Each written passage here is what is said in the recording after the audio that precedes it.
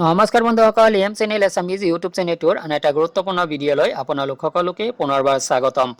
বন্ধুসকল, কেন্দ্ৰীয় চৰকাৰে আনলক 6ৰ নতুন কিছুমান গাইডলাইন প্ৰকাশ কৰিছে আৰু এই গাইডলাইন মতে অসমত 2 নৱেম্বৰৰ পৰা কোনবোৰ শ্ৰেণীৰ পাঠদান আৰম্ভ হ'ব, লগতে পাঠদান আৰম্ভ হ'ব লগা শ্ৰেণীসমূহৰ দৈনিক ৰুটিন আৰু জৰুৰী কিছুমান গাইডলাইন এই ভিডিঅ'টোত আলোচনা কৰাৰ উপৰিও বন্ধুসকল ছাত্ৰ ছাত্ৰীসকলৰ কাৰণে গুৰুত্বপূৰ্ণ দুটা ভাল খবৰ এই ভিডিঅ'টোত আলোচনা কৰা হ'ব।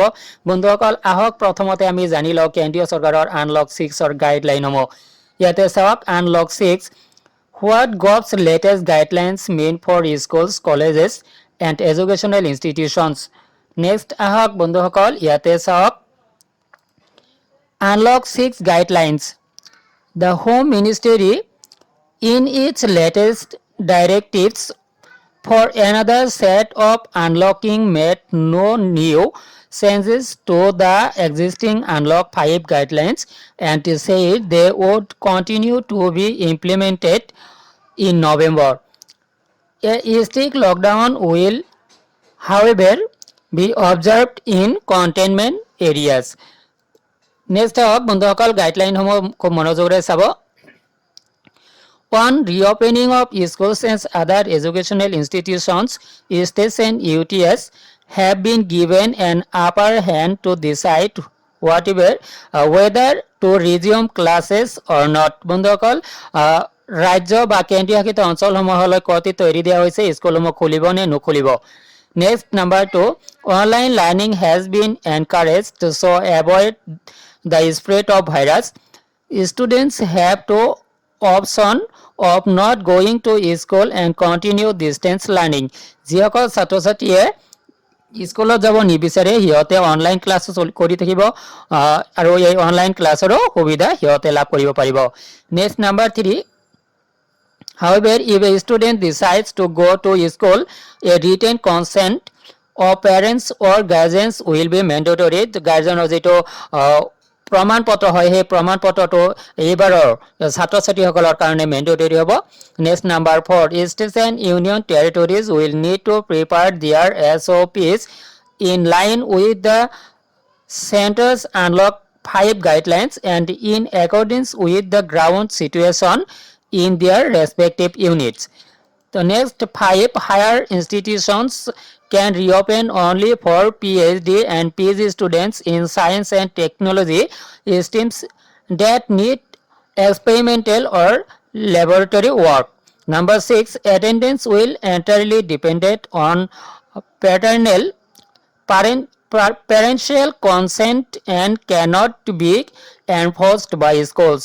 Next, বন্ধুসকল number 7, schools will have to allot students seating plans to ensure physical distancing and have staggered entry and exit timings and timetables for different groups of students.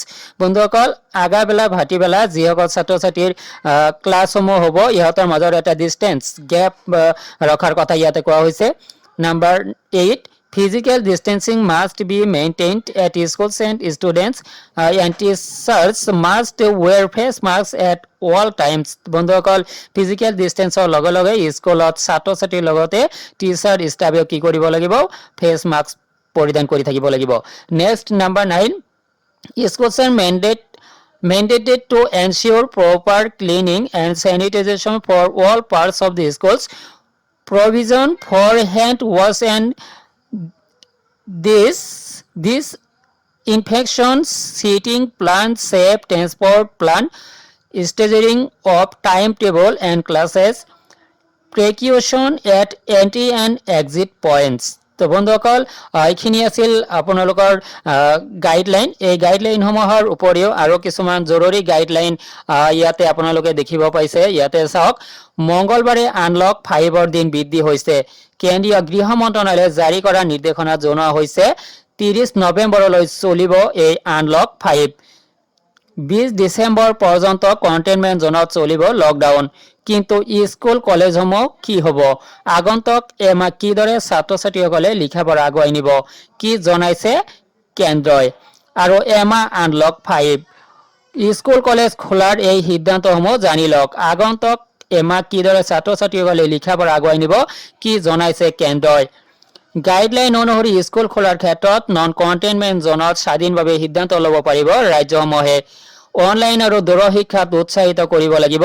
কোনো শিক্ষাৰ্থীয়ে অনলাইনত কৰিব বিচাৰিলে তেওঁক বিদ্যালয়লৈ আহিবলৈ বাধ্য কৰাব নোৱাৰিব। নেক্সট ছাত্ৰসকলক স্কুললৈ যাবলৈ অভিভাৱকৰ অনুমোদন লাগিব।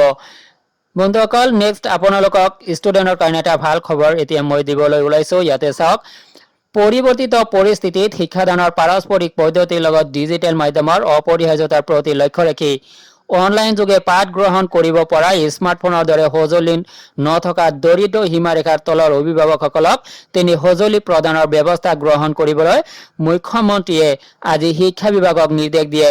উল্লেখযোগ্য যে শিক্ষা বিভাগে প্ৰস্তুত কৰা সুনিৰ্দিষ্ট কাৰ্যবিধি অনুসৰি অহা 2 নৱেম্বৰৰ পৰা ৰাজ্যৰ বিদ্যালয়সমূহৰ 6ষ্ঠ শ্ৰেণীৰ ওপৰৰ ছাত্ৰ ছাত্ৰীসকলক আনুষ্ঠানিক পাঠদান আৰম্ভ হ'ব। 6ষ্ঠ, 7ম, 9ম আৰু দ্বাদশ শ্ৰেণীৰ পাঠদান সপ্তাহৰ সোম, বুধ আৰু শুক্ৰবাৰে হোৱাৰ বিপৰীতে 8ম, 10ম আৰু একাদশ শ্ৰেণীৰ পাঠদান হ'ব মঙ্গল, বৃহস্পতি আৰু শনিবাৰে। একেদৰে স্নাতক প্ৰথম, তৃতীয় আৰু পঞ্চম ষান্মাসিকৰ পাঠদান ক্ৰমে সপ্তাহত 2 দিন, 3 দিন আৰু 4 দিনকৈ আগবঢ়োৱাৰ সিদ্ধান্ত লোৱা হৈছে।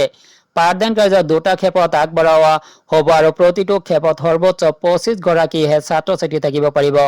শ্ৰেণীসমূহ আৰম্ভ হোৱাৰ আগে প্ৰতিগৰাকী শিক্ষক কৰ্মচাৰী, মধ্যাহ্ন ভোজন কৰ্মীৰ আদিৰ কোভিড পৰীক্ষা বাধ্যতামূলক হৈছে।